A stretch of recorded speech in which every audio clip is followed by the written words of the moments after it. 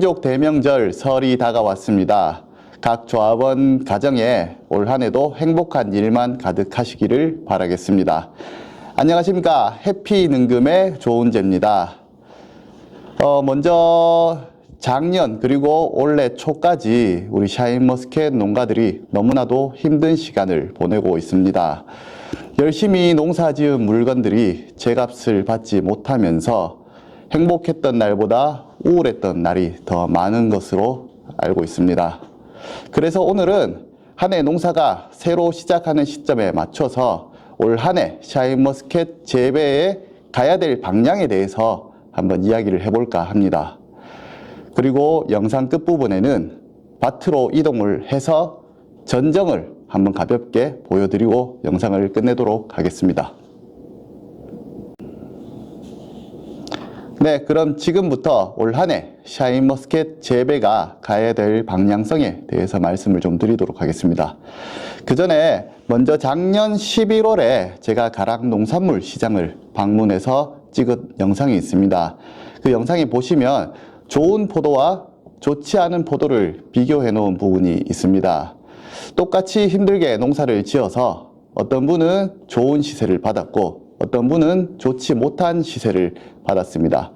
당시 촬영 당시에는 한 해 농사가 다 끝났기 때문에 좋은 포도, 나쁜 포도 단순히 비교만 했다면 오늘 이 시간에는 한 해 농사가 새로 시작하는 만큼 좋은 포도를 만들기 위한 월별 체크리스트를 한번 알려드리도록 하겠습니다. 네, 먼저 농사를 짓는 데 있어서 중요하지 않은 시기는 없습니다.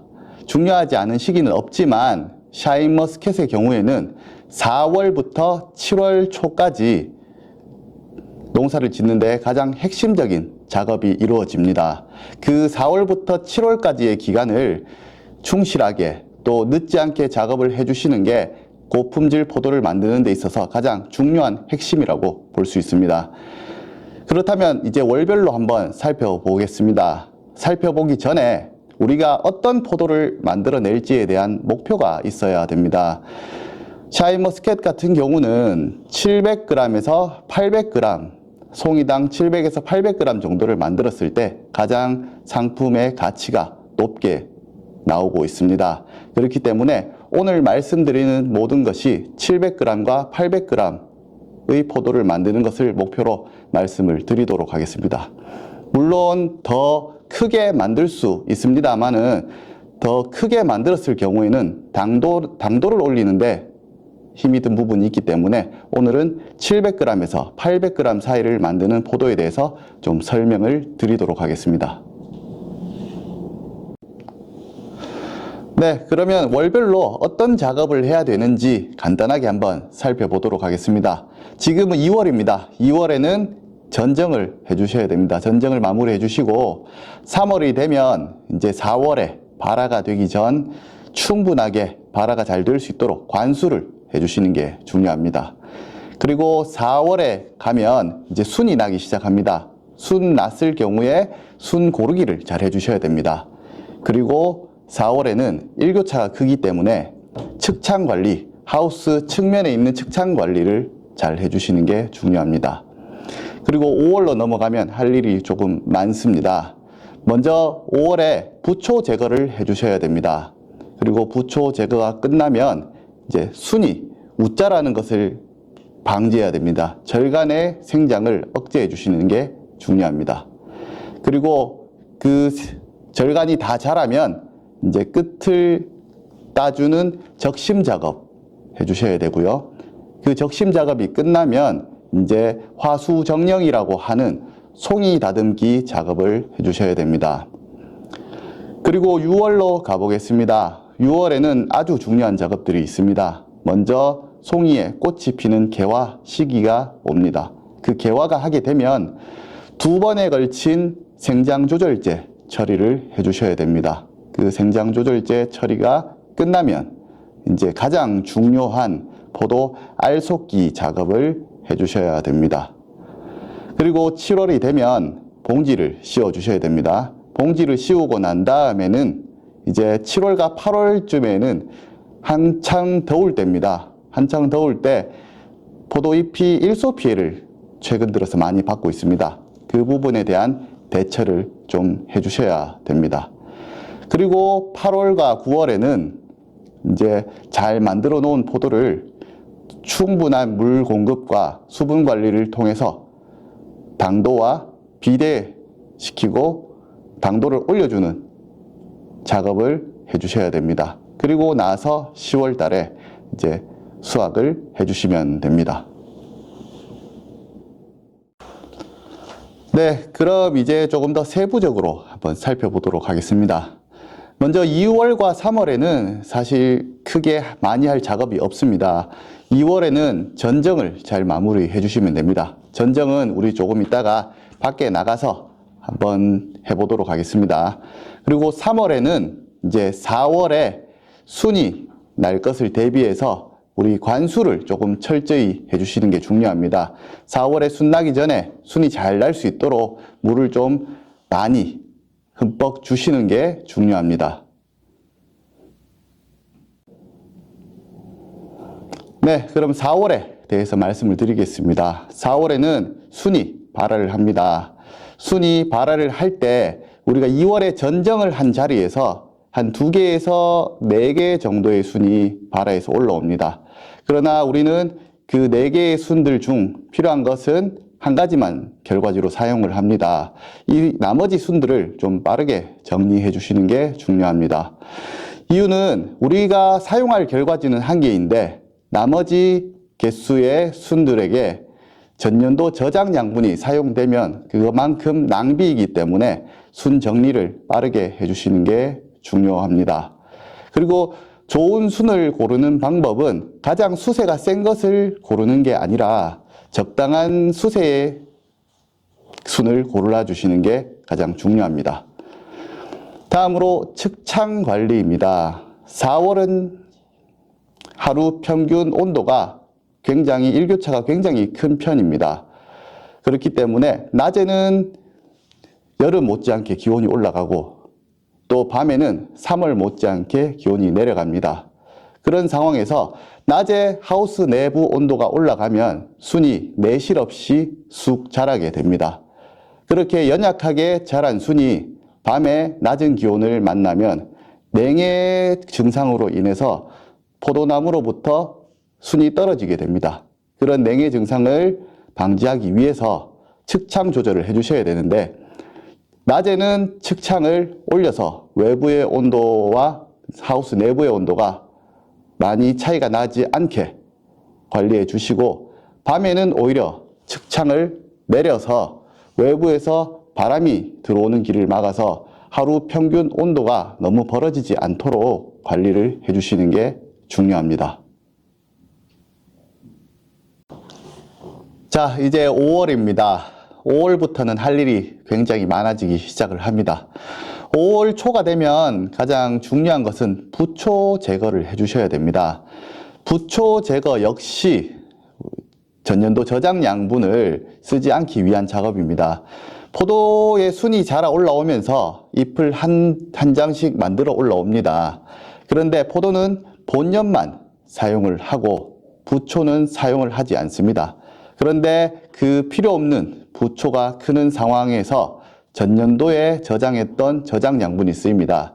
그 저장 양분은 꽃송이로 가야 될 저장 양분인데 필요 없는 부초로 가면 안 되기 때문에 부초는 나오는 대로 바로바로 정리를 좀 해주시는 게 좋습니다.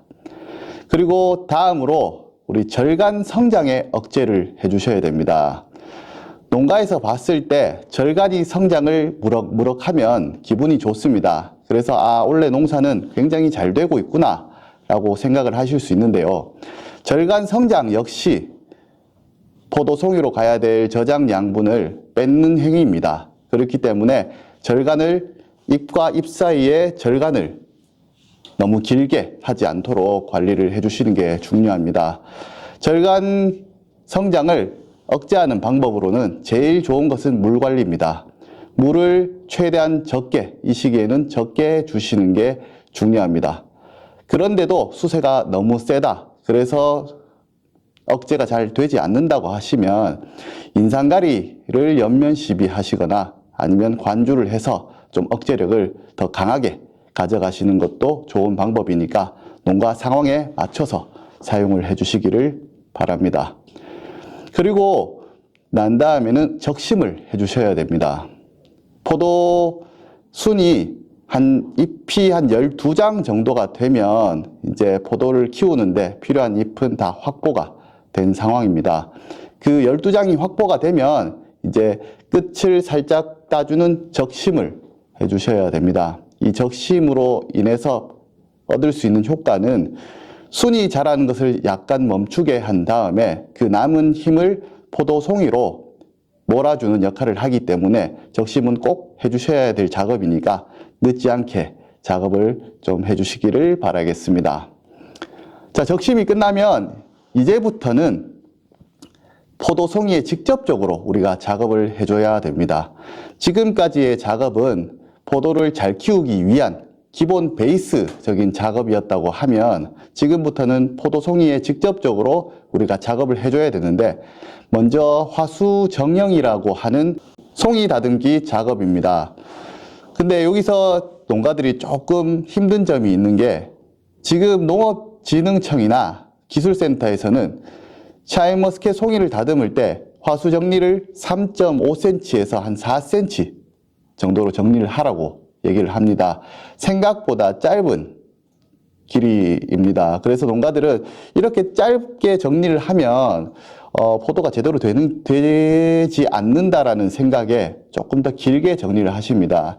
그런데 우리가 목표로 하는 700g에서 800g 송이를 만들려고 하면 3.5cm에서 4cm를 만드는 게 가장 좋은 방법입니다. 나중에 정리를 해준다고 해도 송이 정리에서부터 이미 필요 없는 알들에게 힘이 양분이 가버리기 때문에 그 부분을 좀 신경 써서 3.5cm에서 4cm로 꼭 정리를 해주시기를 바라겠습니다.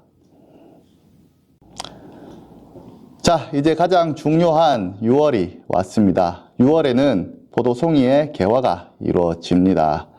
개화가 이루어지면서 이제 2번에 걸친 지베릴린 처리를 해야 됩니다. 생장조절제 처리를 해야 되는데 첫 번째 처리는 대부분 덧크리를 하십니다. 덧크리를 처리할 때 송이의 가장 아랫부분까지 꽃이 피는 것을 확인을 하고 해주셔야 됩니다. 그렇지 않으면 탈립이 생기거나 아니면 알이 덧크리 효과를 보지 못할 수 있기 때문에 그 부분을 좀 주의해 주시길 바랍니다. 그리고 1차 덧크리를 하고 난 다음에 10일에서 한 15일 정도 뒤에 두 번째 생장 조절제 처리를 합니다. 두 번째는 이제 기호에 따라 다른 것을 처리를 하는데 첫 번째로 덧크리를 한 번 더 처리하시는 분들이 있고 또 풀매트를 처리하시는 분들이 있습니다. 각각의 장단점이 있습니다. 덧크리는 풀매트를 처리한 것보다 조금 더 알이 굵습니다. 그렇지만 식감이 별로 좋지 않다라는 그런 단점이 있습니다. 그리고 풀매트는 덧크리보다 알이 조금 덜 굵지만 식감이나 당도가 좋기 때문에 풀매트를 처리하시는 분들이 있습니다. 각각 농가의 그 기호에 따라서 더 필요한 부분에 부합하는 생장조절제를 처리해 주시면 되겠습니다. 자, 이제 가장 중요한 알속기 차례입니다. 자, 우리가 700g에서 800g의 알을 만들기 위해서, 포도송이를 만들기 위해서 알속기를 할 때 주의하셔야 될 게 있습니다. 한 알의 무게를 한 18g에서 20g 정도를 맞추는데 우리가 목표를 두고 그렇게 된다면 700g을 만들기 위해서는 40알이 필요합니다. 그리고 800g을 만들기 위해서는 45알 정도가 필요합니다. 그 외에 50알이 넘어가면 너무 무게가 많이 나가기 때문에 추천드리지는 않습니다. 그렇기 때문에 알속기를 하실 때 40알에서 50알 사이를 꼭 맞춰주시기를 바라겠습니다. 욕심이 많아서 50알 넘게 혹은 60알 넘게 만드시는 분들도 있는데 그렇게 되면 알이 크지 못하고 또 당도도 잘 차지 못하기 때문에 그 부분을 좀 주의해서 꼭 50알 아래로 작업을 해주시기를 바라겠습니다. 자, 우리가 알속기를 할 때 이제 네 가지 원칙이 있습니다. 위로 올라온 것 자르고, 또 아래로 처진 것 자르고, 그 다음에 사이에 끼인 것 자르고, 안쪽으로 들어간 것을 잘라줘야 됩니다. 지금 안에서 앞에서 보시면 좋은 송이와 좋지 않은 송이를 한 송이씩 놔뒀습니다. 좋은 송이를 보면 알속기 자체가 굉장히 균일합니다. 굉장히 균일하게 잘 했고, 좋지 못한 송이는 알속기 자체가 알수도 많을 뿐더러 굉장히 균일하지 못합니다. 특히나 이 안쪽으로 이렇게 박힌 알들이 굉장히 많습니다. 그래서 알속기를 하실 때 이 안쪽으로 박힌 알들을 철저하게 제거를 해주시고, 알 자체도 지금 이 포도의 경우 한 45알 정도 있습니다. 그리고 이 포도의 같은 경우는 거의 한 60알 정도 되기 때문에 우리가 아까 말씀드렸던 40알에서 50알 사이에 알속기를 꼭 해주시기를 바라겠습니다. 네, 이제 7월로 가보겠습니다. 7월에는 봉지 씌우기 작업을 하게 됩니다. 이렇게 봉지를 씌워주면 이제 포도에 할 수 있는 작업은 다 한 것으로 보시면 됩니다. 이렇게 포도에 할 수 있는 작업을 다 하고 나면 이제 또 7월에 신경 써야 될 부분이 있습니다. 바로 포도 잎에 일소 피해가 오게 됩니다. 잎이 타버리게 되면 광합성을 잘 못하게 되고, 그로 인해서 당도가 올라가지 않고 크기가 커지지 않기 때문에 일소 피해 예방을 위한 작업을 좀 해주시는 게 중요합니다. 일소 피해 예방을 하는 방법은 한 3가지 정도가 있습니다. 첫 번째로는 하단부에 뿌리 쪽에 물이 부족하지 않도록 충분히 관수를 해주시는 게 중요합니다. 그리고 두 번째로는 이제 포도는 봉지를 쌌기 때문에 잎에 일소 방지제를 좀 진하게 처리를 해주시면 훨씬 경감 효과가 있습니다. 그리고 세 번째는 잎이 있는 곳에서 뜨거운 공기가 순환을 못해서 일소가 나는 것이기 때문에 이제 순환 팬을 설치를 해주시면 되는데, 이 부분은 좀 금액이 들기 때문에 주저하실 수는 있지만 순환팬 설치를 해주면 확실히 일소에 도움이 되기 때문에 농가에서 판단해서 좀 처리를 해주시기를 바라겠습니다. 네, 이제 8월, 9월입니다. 8월, 9월은 물 관리가 가장 중요합니다. 포도에 해줄 수 있는 작업들은 다 해주었기 때문에 이 포도가 당도를 높이고 비대가 잘 될 수 있도록 물을 최대한 자주 주시는 게 중요합니다. 그리고 또한 수확기가 다 되면 열과 문제가 한 번씩 나타납니다. 그 열과를 방지하기 위해서 물을 최대한 균일하게 주시는 것이 중요합니다. 자, 이렇게 1년의 과정을 다 충실히 소화를 하시면 결국 우리가 10월 달에 웃으면서 수확을 할 수 있을 것입니다. 자, 지금까지 1년에 걸쳐서 우리 월별 체크리스트를 살펴봤습니다. 꼭 농가에 도움이 되셨으면 좋겠습니다. 자, 그럼 지금부터 이제 현장으로 이동해서 전정에 대해서 한번 말씀을 드리도록 하겠습니다. 네, 지금부터 이렇게 포도나무 전정에 대해서 한번 보여드리도록 하겠습니다. 네, 샤인머스켓 전정은 크게 어려운 것은 없습니다. 첫 번째 눈만 잘 찾아주시면 됩니다. 첫 번째 눈은 기저아의 윗부분에 있습니다. 이 가지를 보시면 여기 밑에 양쪽으로 기저아가 존재를 합니다. 이 기저아는 눈을 셀 때 이제 포함을 시키지는 않습니다. 이 기저아 바로 위에 이 첫 번째 눈을 찾아서 전지를 해주시면 됩니다. 이 기저와 혼동하지 않는 게 가장 중요합니다. 첫 번째 눈을 자르는 이유는 결과 부위의 상승을 억제하기 위해서입니다. 첫 번째 눈, 지금 두 번째 눈은 여기 있습니다. 보일지 모르겠는데 여기에 두 번째 눈이 있는데, 이 첫 번째 눈과 두 번째 눈을 혼동해서 잘못 자르게 되면 결과 부위가 상승이 되게 됩니다. 결과 부위가 상승이 되면 입수 확보가 어렵고, 그로 인해서 탄수화물 축적도 불량하고 이제 병해충 방제에 어려움을 겪기 때문에 꼭 첫 번째 눈을 잘 보고 전지를 해주시기 바랍니다. 그리고 눈 위쪽 한 3cm 정도를 두고 여기서 전지를 해주시면 됩니다.